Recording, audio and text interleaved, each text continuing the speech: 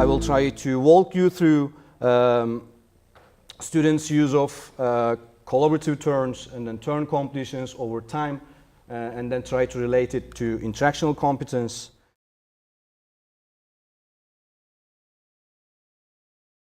My aim will be to present some preliminary findings from a longitudinal study that I'm working on development of L2 interactional competence in group discussion tasks. And then this is L2 EFL basically, and English. And I will try to argue for the connection between listenership and turn completions in general as indicators of attentive listening, and then how it potentially develops over time in learners of foreign languages.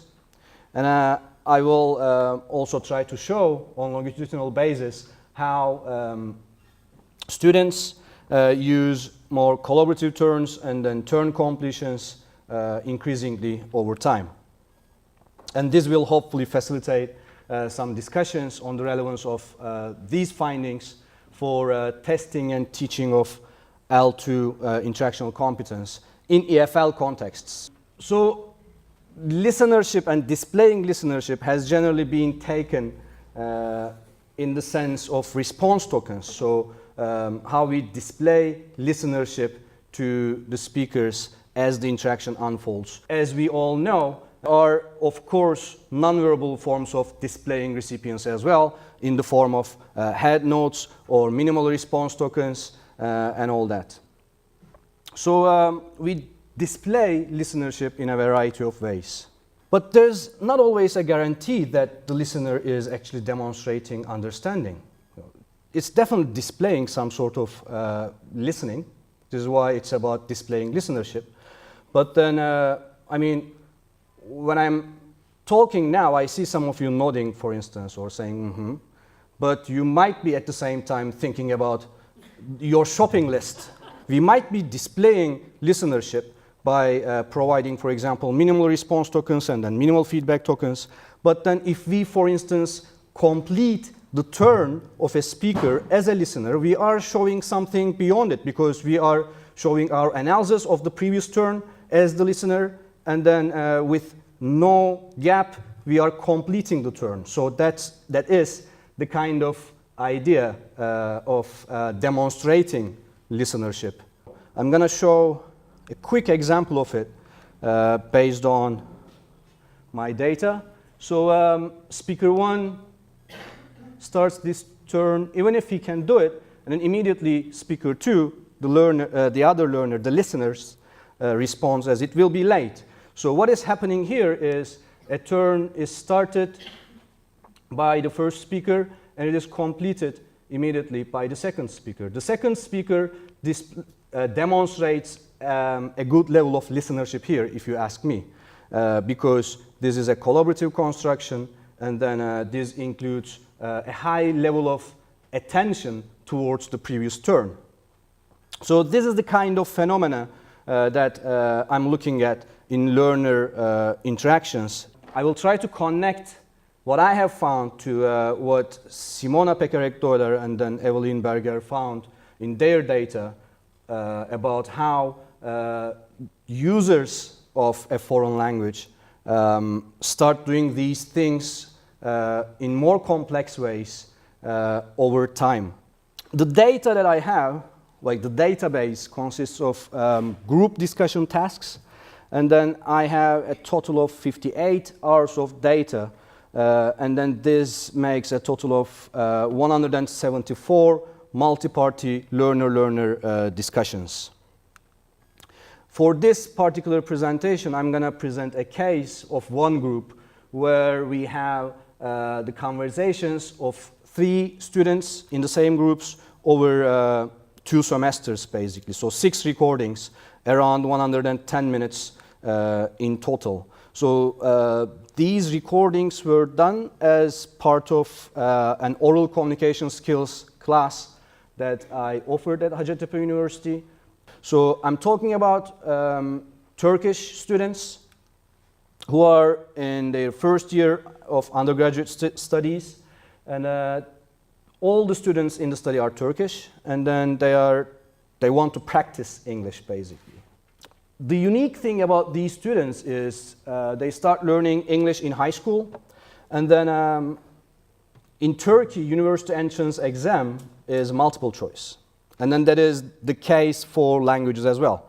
So they don't have speaking and listening activities in the classroom. In the high school, what they do is they focus on grammar, vocabulary, and reading all the time, because that is what they will be assessed on for university entrance. Therefore, we have students who know about grammar, but then they have limited exposure to L2 in the form of listening and speaking. And then that brings in some problems, because it is a grammar and vocabulary based education system that they go through. And then when they come to university in their first year studies, for many of them, it is the first time that they are interacting in English. And then, of course, there is reported speaking anxiety and limited skills from them. So this oral communication skills class in the first year is offered in the form of a conversation club, in a way. So each week, this is 14 weeks in one semester and then 14 weeks in the second semester. We get together with these students, and then the classes are crowded, like at least 35 students in the class. And then what we do is we do whole class discussions on the topics that are selected by the students. And then after the whole class discussion, we form groups, mixed groups, and then each group converses basically. They discuss these topics. So after these in-class group discussions, the kind of assessment used in this class is the learners are supposed to record their group conversations outside of the class. So there's no teacher, and then they choose a topic that they want. They are supposed to speak for at least 20 minutes and audio record it. They are given a generous amount of time to do some transcriptions of their own talk as well. So 3 recordings each week, and then at the end of 2 semesters, the students are asked to write a reflection on their own interactions. And then there's a grid which was developed based on IELTS speaking test plus some interactional features added, because these are multi-party group discussions.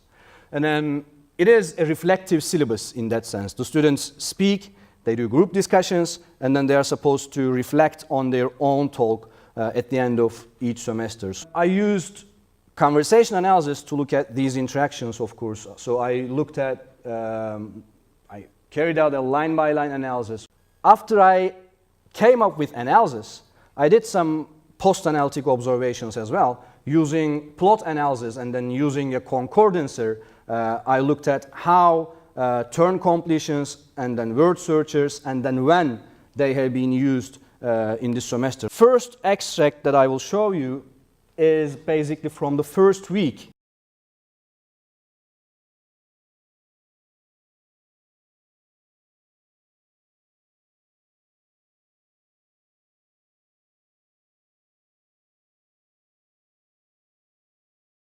What we have here is long turns, extended turns basically, by each speaker, and then there are no verbal displays of listenership, like acknowledgement tokens, etc. And of course, there might be non-verbal ones as well, but then since we have audio data, we don't have access to that. But then even this is not normal, because this is changing as they converse more. So what we have is, if you look at turn management and turn taking, you have significant inter-turn gaps. For example, line 183, line 185, line 190 here. So you somehow feel this problem in establishing and managing speakership in between these students. It's not rapid. And then there's this need to use specific and explicit turn allocation resources to keep the conversation going.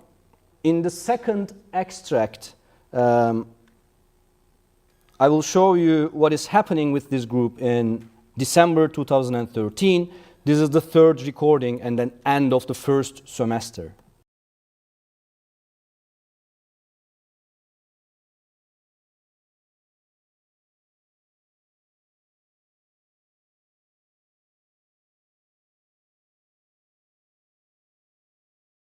Right, compared to what was happening in the first week at the beginning of the semester, we have a variety of things going on here. And then the first thing, for example, to look at what is happening between lines 518 and 521. This is known as a word search sequence. It is a collaborative sequence, if you think about it. So what we have is, we have a word search, and then we see significantly long silences, hesitation markers here, nonverbals like snapping fingers, which is an also indication of a word search. And then we have uncertainty markers. Well, we definitely have listenership, because this student, although it was late, was able to provide a response, and then the interaction could continue. But then this is the kind of thing I'm mostly interested in here. If you look at lines actually 525 to 527, Ayşe's turn here is something interesting to look at. It is a kind of turn completion, and then this time there is no word search done here, at least verbally, so there are no silences. But then what we have is she completes this turn using a conjunction, providing the subordinate clause, and then which leads to a demonstration of active listenership. And it is a complex grammatical structure as well. And then this is something that they start producing towards the end of first semester. And then we don't have examples of this, many examples of this in the first two recordings. And then we have more examples of minimal response tokens as well. We even have references to previous turns, which also demonstrates a good level of listenership here. So the last one, this is the end of the year, basically, after 32 weeks.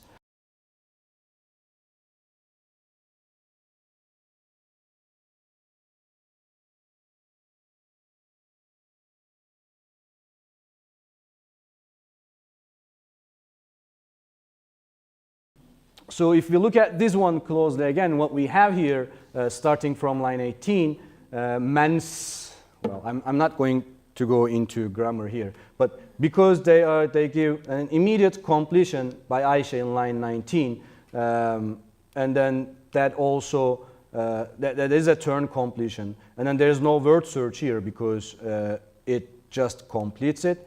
And then if you look at the word searches and then compare these word searches to how they were in the beginning of the year, there's less silence, less number of hesitation markers, and then especially when they are explicit, when word searches are explicit, the completions or the second part of repairs come very quickly. What I have observed and what I have found is we have students increasingly producing collaborative talk, visible through, for example, use of more turn completions over time, as they engage in interactions and as they keep on reflecting on their own interactions. And the functions of turn completions are becoming varied and diverse as well. So at the beginning of the year, it was generally for additive function, but then towards, well, starting especially from the second semester, we have, for example, a use of conjunctions in turn initial position in the completion, which indicate, for example, cause-effect relationships. So the actions being performed are also becoming more varied. Within word search sequences, we have less silences and less hesitation markers. So the listenership is becoming stronger and stronger. There's more attentive listenership as they become more experienced interactants. So they use these turn completions for providing alternative words, for providing candidate understandings, and they are using more and more complex grammatical structures as well as they move on within the semester towards the end. So we see some sort of morphosyntactic complexity with subordinate clauses. What can this all mean? Maybe not much, but then there is food for thought. We can discuss how this can lead to ideas for teaching L2 interactional competence, but we have to consider when looking at these findings the differences between ESL and EFL contexts as well.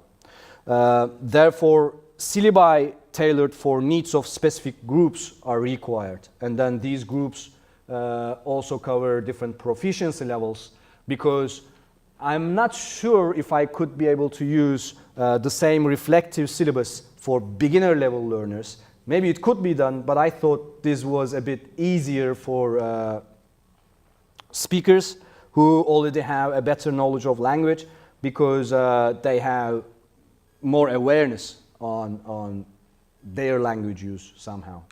Teaching based on CA findings of IC, we know that there's work on this, and then can we use, for example, findings from this listenership, demonstration of listenership, turn completions, and integrate them into syllabus for teaching? That's something to discuss. For testing, I'm sure many of you are familiar with Galatsi's work, where Galatsi looks at different levels of proficiency and then how different interactional resources are used across different proficiency levels.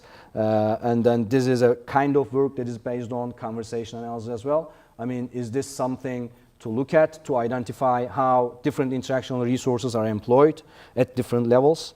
But we definitely need to have a look at listenership and recipiency, because it is an important and integral part of what is known as interactional competence. Learning through groups, in my case, we had all these students speaking together throughout a year, but then at the end of the day, a teacher will have to give marks to these students.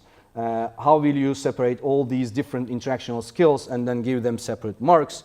We definitely need more microanalytic CA-based research to document different interactional resources that L2 users are employing in interaction. All these findings of interactional resources, of the use of interactional resources, of the development of their use, can we correlate them to other forms of competencies? I'm going to stop there. That's dangerous. Thank you very much.